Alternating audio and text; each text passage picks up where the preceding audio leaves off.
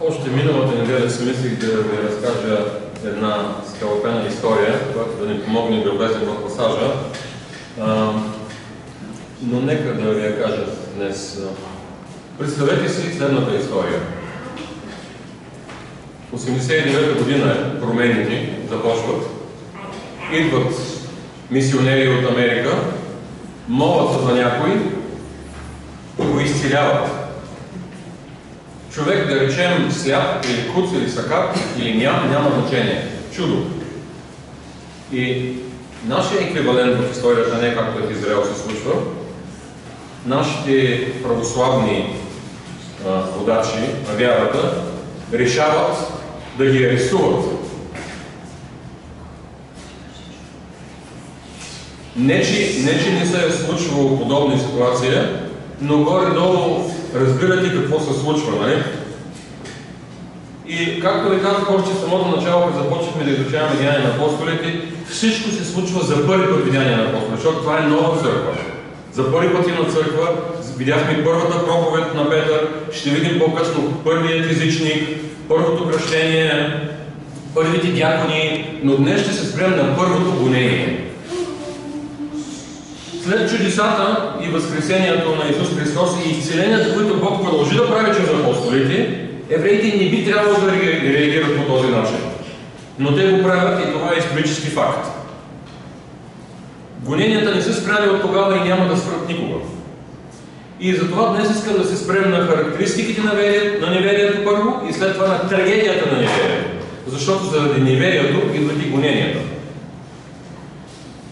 Неверието е една огромна трагедия, в която е затънал почти целият свят. И въпреки, че християнството е единствената надежда за спасение на този свят, то е отхвърлено масово. Въпросът е, който ние трябва да се зададем, защо еврейските религиозни водачи реагираха по този начин? И защо и днес хората реагират с неверие? Уникалното на Божието Слово, че то не е просто история. То ни дава възможност да погледнем обективно на историята. Виждаме апостолите вършат чудо и ги арестуват. И искам да направя едно гръмко твърдение, че бъдещето на всеки един човек в този свят зависи от това как вижда това изцеление. Как гледа на него. Затова ние трябва да се отнасяме сериозно към благовестието. Защото великото поръчение да правим Христови последователи не е само задължение или заповед, а е огромна привилегия за нас. Апостол Павел казва в Коринтияни: на едните сме смъртоносно ухание, което докарва смърт, а на другите животворно ухание, което докарва живот. И кой е способен на това дело, казва апостола? Знаете ли кой е способен на това дело? Всички ние. Ако имаме поне една ръка и можем да говорим и не сме нямаме никакво оправдание, че не може да дадем една брошурка на магазинерката, като пазаруваме, или в фризьорския салон, или в сервиза за коли, и във всички контакти, които имаме в Бургас. А и навсякъде.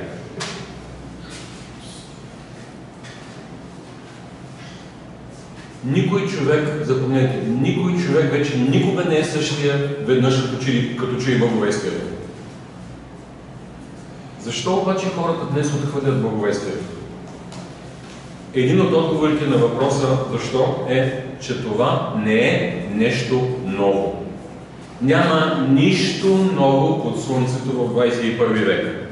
Неверието е също толкова старо, колкото и Евангелието. Хората казват: ние живеем в 21 век, век на технологии. Християнството е отживелица, демоде. Нашият отговор е, че 21 век няма нищо общо с неверието. Хората от първи век бяха същите неверници. И без технологиите на 21 век. Те не просто отказаха да вярват на апостолите. Те отхвърляха самия Господ Исус Христос. Второто, което искам да забележим в пасажа днес е, че неверието сближава хора с различни възгледи. Например, фарисеите за разлика от садикеите, вярваха и в Възкресението, и в ангели, и в чудеса.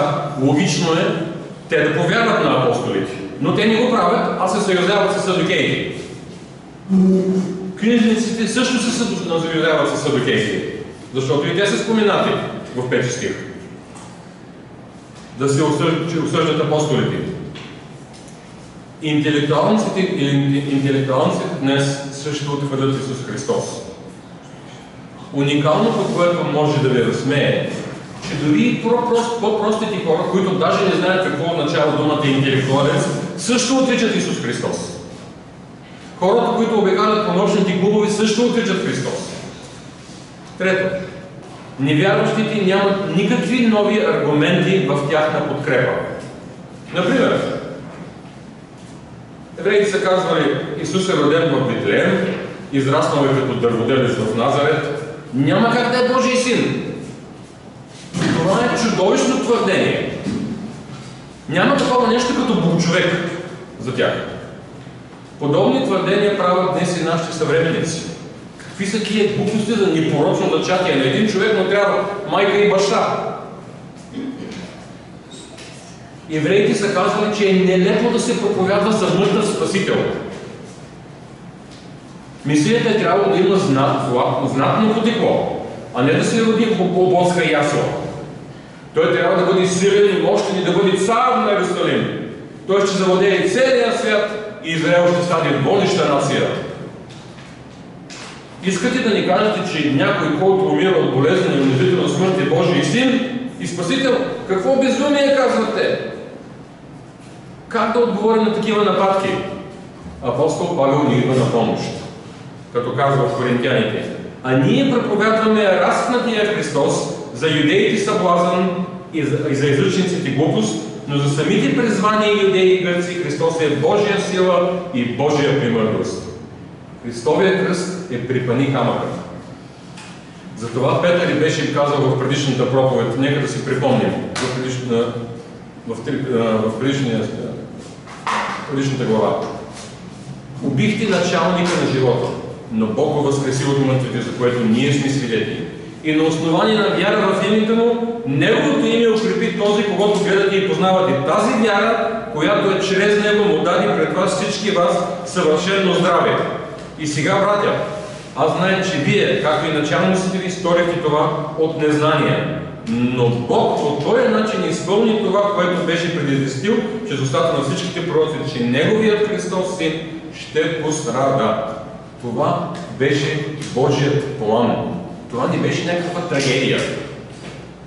Нашите съвременници казват, как може разпятието да е кулминация на християнството? Звучи неморално един да поема греховете на друг. Това може да го направи само един несправедлив Бог. Трето. Властите отричат да повярват, че Исус Христос е възкръснал и че апостолите са го видяли. А нашите съвременници не само отричат възкресението и чудесата, но това, че един ден ще отговаряме за делата си пред Божия престол, ние казват, ние сме интелигентни хора, не вярваме в живот след смъртта, нито в рай, нито в ад. Често, когато раздавам на хората брошурки, им казвам, подгответе се за срещата си с Бог. И те казват, никой не се е върнал, така че не вярваме, че има такава среща. Да, но Христос се върна. А преди него се върна Лазар. И си представете, Лазар от Бетания, преди да умре, е разказвал до края на живота си, че е умрял, 4 дена е смърдял и се е върнал. Главен християнски принцип, който трябва да разберем, е, че вярата и неверието не са в резултат на интелект.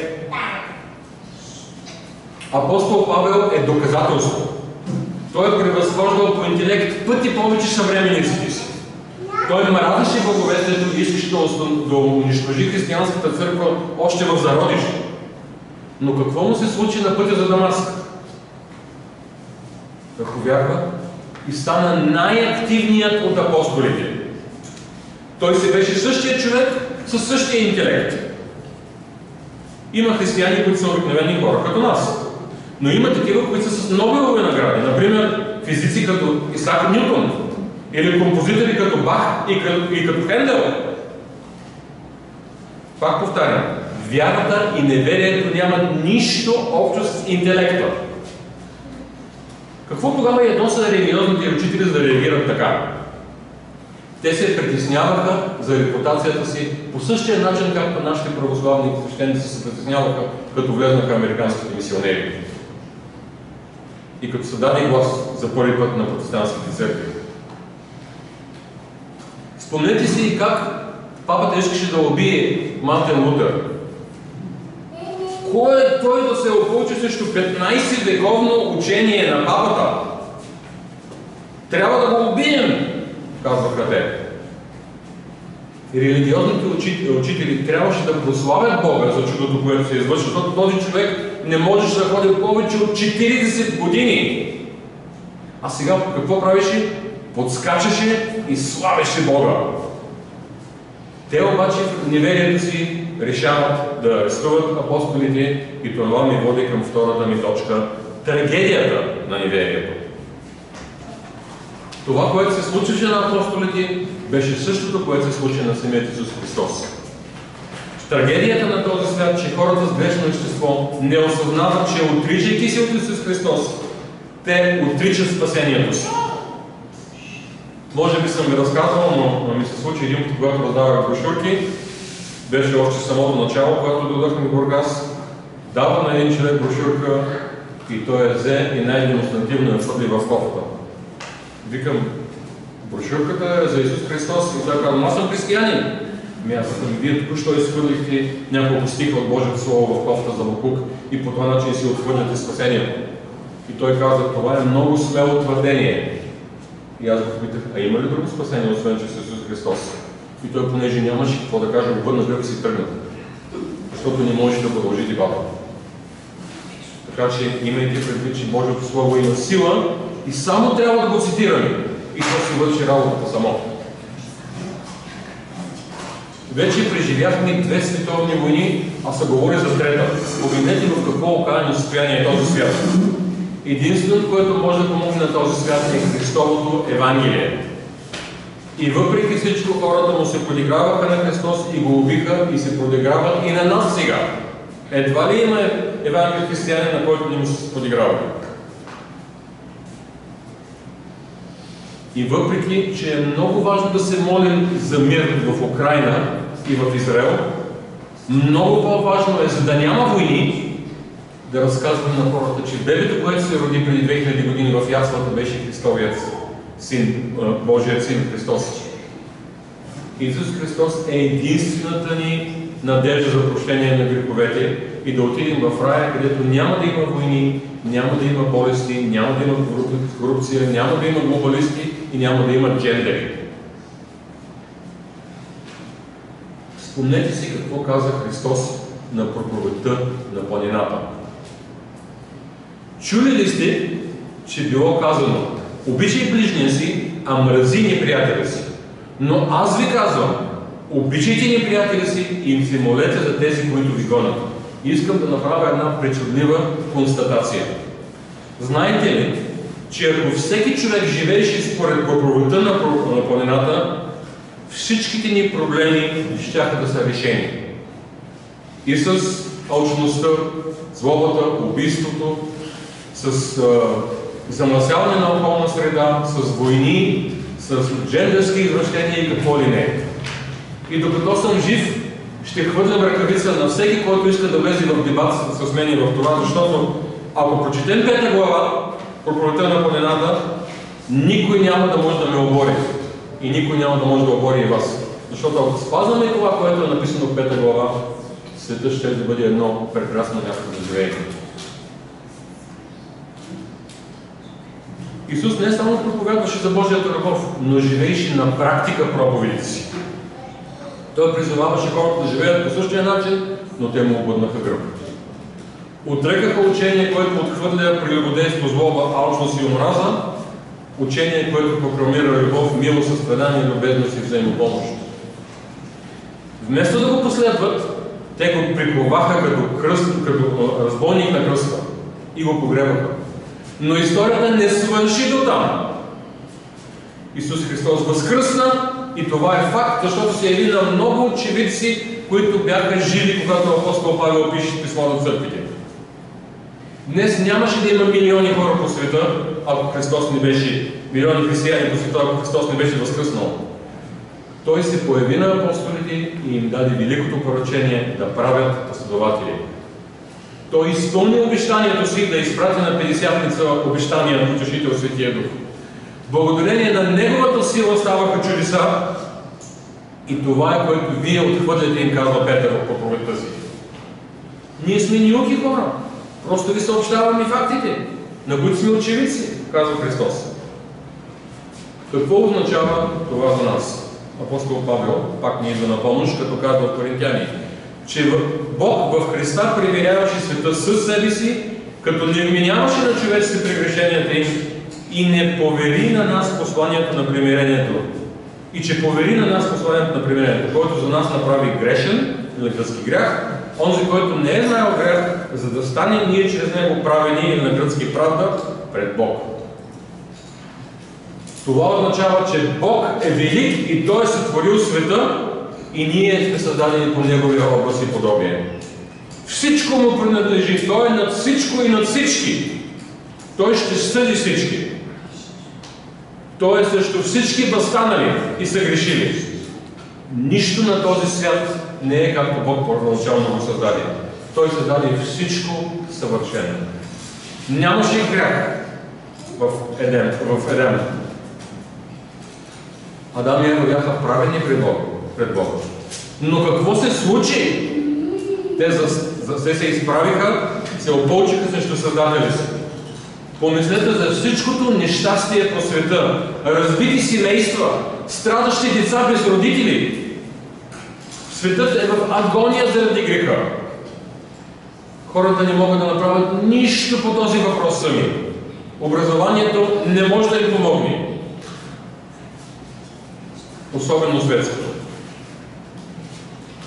Правителствата не могат да помогнат.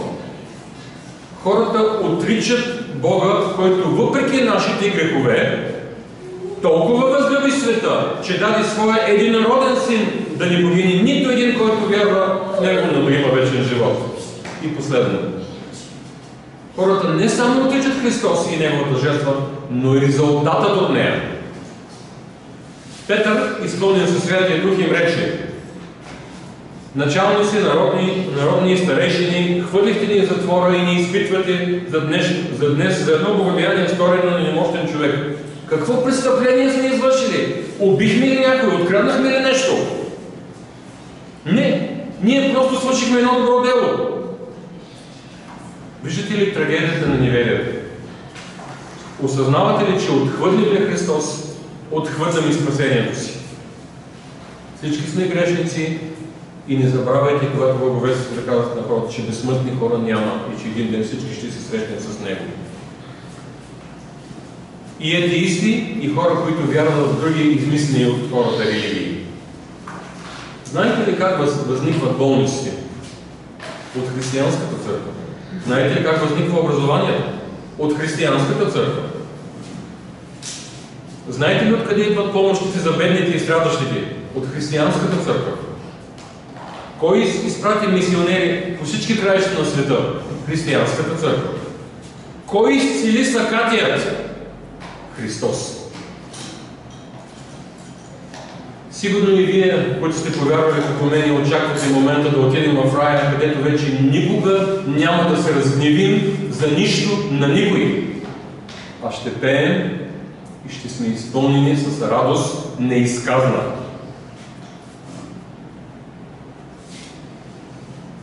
Затова не забравяйте да използвате всяка възможност да говорите на хората срещу това неверие, защото вярата е единственият шанс за спасение.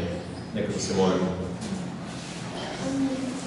Господи, благодарим Ти, че ние отново можем да се получим от неверието на нашите предшественици. Молим се, Господи, да ни даваш вяра и да помагаме на тези, които живеят в неверието. Господи, благодарим Ти, че ние сме светлината и солта в този град. И сме създадени да светим за хората, които живеят извън тази сграда в тъмнина.